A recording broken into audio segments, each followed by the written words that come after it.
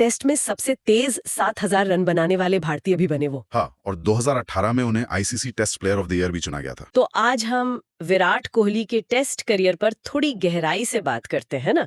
हमारे पास कुछ डिटेल्स हैं जुलाई 2025 तक के उनके करियर के। हाँ बिल्कुल, और ये आंकड़े और जानकारी उनकी अचीवमेंट्स का एक अच्छा खाका देते हैं। कोहली जाहिर है टेस्ट क्रिकेट के बहुत बड़े नामों में से एक रहे हैं। सही कहा। तो चलिए इन डिटेल्स में उतरते हैं और देखते हैं क्या खास निकल कर आता है। सबसे पहले वो जो बेसिक आंकड़े होते हैं उन पर एक नजर डाल लेते हैं। हाँ जरूरी है। तो 113 मैच खेले हैं उन्होंने, 191 पारियां और रन है 8,848।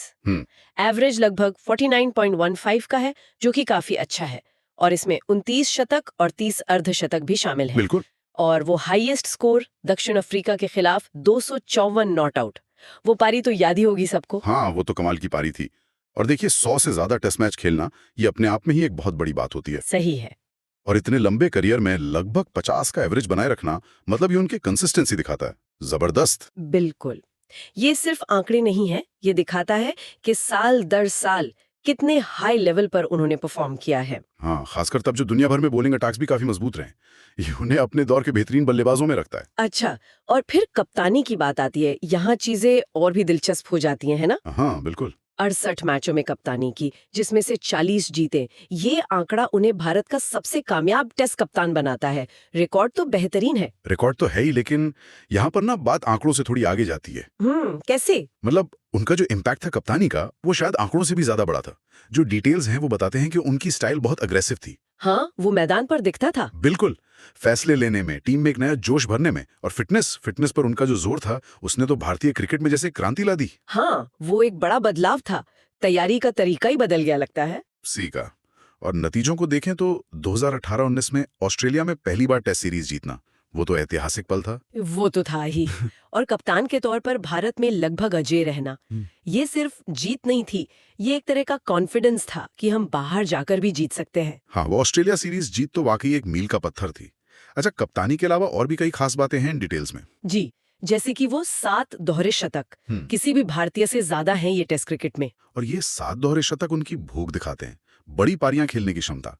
शतक को दोहरे शतक में बदलना, उसके लिए एक अलग ही मेंटल टफनेस चाहिए। सही बात है। ये बताता है कि जब वो सेट हो जाते थे तो उनका फोकस बहुत लंबी पारी खेलने पर रहता था। बिल्कुल। इसके अलावा एक और चीज है, टेस्ट में सबसे तेज 7,000 रन बनाने वाले भारतीय भी बने वो। हाँ, और 2018 में उन्हें ICC test player of the year भी चुना गया था। इंटरनेशनल क्रिकेट काउंसिल का अवार्ड। ये उनके पीक ईयर्स का सबूत है ना। बिल्कुल। और ये भी याद रखना चाहिए कि वो 2021 और 2023 दोनों वर्ल्ड टेस्ट चैंपियनशिप फाइनल खेलने वाली टीमों का अहम हिस्सा थे। सही। तो ये सारी उपलब्धियां मिलकर एक पूरी तस्वीर बनाती हैं। एक ऐसा खिलाड़ी जिसने सिर्फ पर्सनल रिकॉर्ड नहीं बनाए, बल्कि टीम की कामयाबी में भी बड़ा रोल निभाया।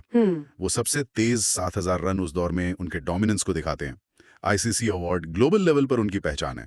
और WTC फाइनल्स तक पहुंचना टीम की कंसिस्टेंसी दिखाता है, जिसमें उनका बहुत बड़ा हाथ था। तो अगर हम इन सभी डिटेल्स को एक साथ देखें तो क्या समझ आता है? हमने देखे शानदार बल्लेबाजी के आंकड़े, रिकॉर्ड तोड़ने वाली कप्तानी जिसमें सिर्फ जीत नहीं, एक नई सोच थी, और पर्सनल माइलस्टोन्स भी। हाँ, ये सब मिलकर जुलाई 2025 तक उनके टेस्ट करियर की एक कहानी कहते हैं। हाँ, और ये सब हमें एक दिलचस्प सवाल पर भी लाता है सोचने के लिए। क्या? कि आंकड़े और रिकॉर्ड्स तो ठीक हैं, अपनी जगह हैं, लेकिन उनकी वो अग्रेसिव कप्तानी, वो फिटनेस पर जोर देने वाली सोच, उसने भारतीय क्रिकेट की अगली पीढ़ी पर कैसा और कितना गहरा असर डाला होगा। ये सोचने वाली बात है। हाँ, मतलब क्या उनकी असली लेगेसी सिर्फ रिकॉर्ड बुक्स में रहेगी, या मैदान पर खेलने के अंदाज में, तैयारी के तरीकों में भी जिंदा रहेगी? ये एक ऐसा सवाल है जिसका जवाब शायद हमें वक्त के साथ ही और बेहतर मिलेगा।